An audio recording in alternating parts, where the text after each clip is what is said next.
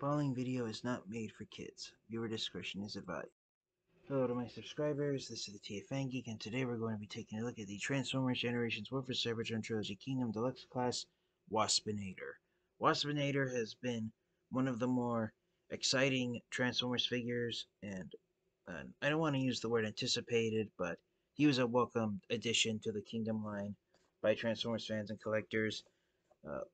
There was speculation for a long time before Waspinator was officially revealed that he would be one of the characters to be given a figure in the Transformers Kingdom line. Waspinator has always been a fan favorite character of the Beast Wars series. The producers who worked on the original Beast Wars cartoon, they originally wanted to kill off Waspinator during the finale of the show's first season since they found his voice highly annoying, and they found Waspinator overall as a character highly annoying as well. That's one of the reasons why Waspinator would always constantly get blown up, and the Predacons would always put him back together again. But apparently, even where the producers found Waspinator's voice annoying, Transformers fans embraced Ace's voice. Even though Waspinator does have a distinct voice, it's uh, easy enough for people to mimic. And yeah, Waspinator ended up being one of the only Predacons to appear in all 52 episodes of the Transformers Beast Wars series.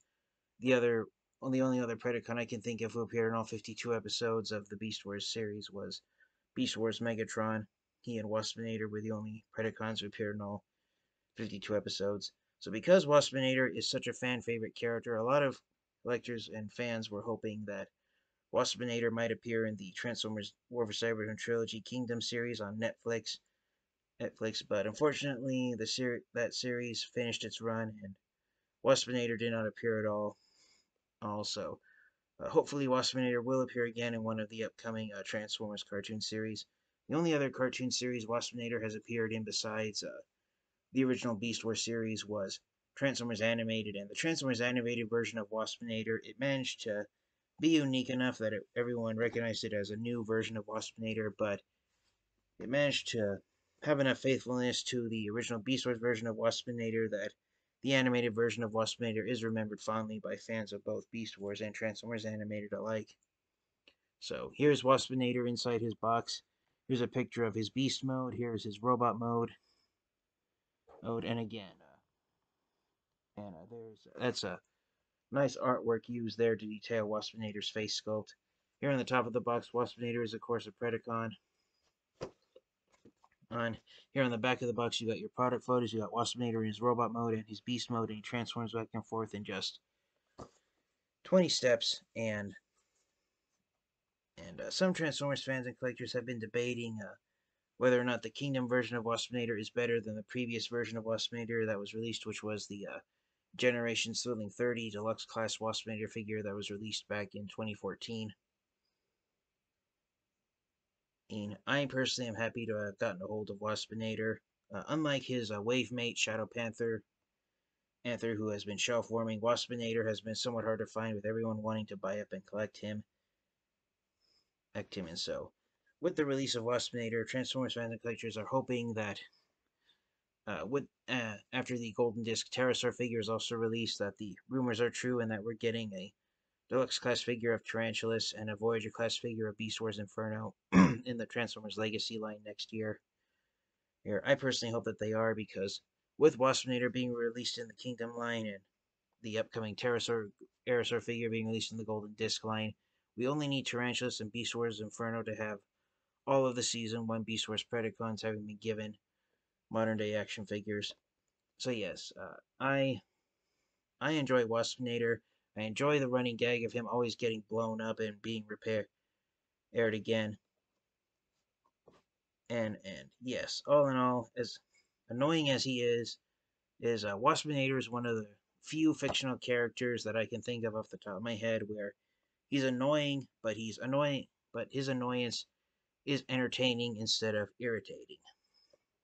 So yes, without further delay, let's get Waspinator out of his box and take a close look at him in robot mode. Alright, and so here is Kingdom Waspinator out of the box and in his robot mode, and as my tongue fails me, I was going to say, Unfortunately, Waspinator is slightly on the small side compared to other deluxe class Transformers. Granted, that is pretty accurate to how his size in the original Beast Wars animated series, and especially compared to other Transformers figures. But unfortunately, Kingdom Waspinator is no doubt small. He is one of the shorter deluxe class figures of the Kingdom line.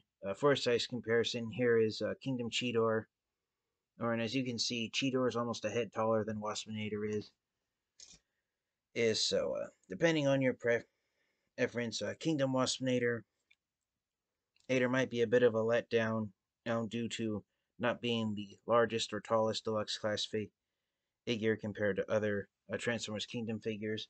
Uh, for a size comparison, here is Kingdom Waspinator next to the previously released action figure of Waspinator, which was the Transformers Generations Thrilling 30 Waspinator figure. And as you can see, this is a very uh, prominent example of how, over the last decade, Transformers action figures have been downsized and gotten smaller. Kingdom Waspinator is a head shorter than the Thrilling 30 version of Waspinator. But all in all it is slightly more accurate to his cartoon animation model from the Beast Wars series compared to the Generations Waspinator figure. But it's all personal preference. I've seen some Transformers fans and collectors say that just like Rhinox, the Generations Thrilling 30 version of Waspinator is still their favorite Waspinator figure, and the Generations Waspinator figure does have some play features that the Kingdom figure lacks, as I showed right there. There's a button here on the back of Generations Waspinator, and if you push down on it in robot mode, you can have Waspinator buzz his wings. He also has an additional flip out dagger type weapon formed from his stinger, and on the Kingdom version of Waspinator, those play gimmicks that the Generations figure had aren't to be found. And there's no flip out weapon or automated wings that Waspinator has. But one of the few features the Kingdom version of Waspinator has beat over the Generations version, which is one of the reasons why I was excited to get Kingdom Waspinator, is right here. His bug mode antenna, and they're slightly bigger and bulkier compared to the Generations version of Waspinator, and they're separate pieces, whereas here on the Generations version of Waspinator, his antennae are permanently attached to his insect face, and even though they're hard plastic, they're so paper thin and flimsy, there's potential that if you aren't too careful, those could accidentally break off and fall off very easily. But on the Kingdom version of Waspinator, with his antenna being separate parts that are attached on ball joints, the risk of breakage isn't as great as what is on the Generations version of Waspinator. Another plus that the Kingdom version has over the Generations version is that his wings are Decepticon, or rather in this case Predacon purple, which is again more accurate to his Beast Wars animation model. The Generations version of Waspinator is based off more of his appearance in IDW's comic books, and that's why the position of the insect legs are reversed on these two Waspinator figures. The Kingdom Waspinator has one set of insect legs on his arms, while he has two sets of legs on his shins. And on the Generations Waspinator, it's reversed. He's got two sets of legs on his arms and one set of legs on his shins. So that's a fun little reversal of insect leg disbursement in robot mode. Oh, comparing these two Waspinator figures. One thing that they both have is light piping. On the Generations version of Waspinator, the light piping is done from a clear air piece of plastic, and on Kingdom Waspinator, it's done on a move my fingers out of the way to show you. It's done using purple plastic, so uh, Kingdom Waspinator's eyes are much darker than the Generations version, but overall, all in my opinion, the Kingdom version of Waspinator is still a pretty decent deluxe class figure. The articulation is pretty much the standard amount of articulation you get on the deluxe class figures in the Kingdom line. Head is technically on a ball joint, but Waspinator can only look up and down so much. He has the potential to rotate his head 360 degrees both left and right, but because his head is so close to his backpack, the full articulation is slightly hindered. He's got universal jointed shoulders, so the arms can rotate forwards and backwards 360 degrees. The arms can go out this far at the shoulder. He does have a bicep swivel, hinged elbow, and he does have wrist swivels.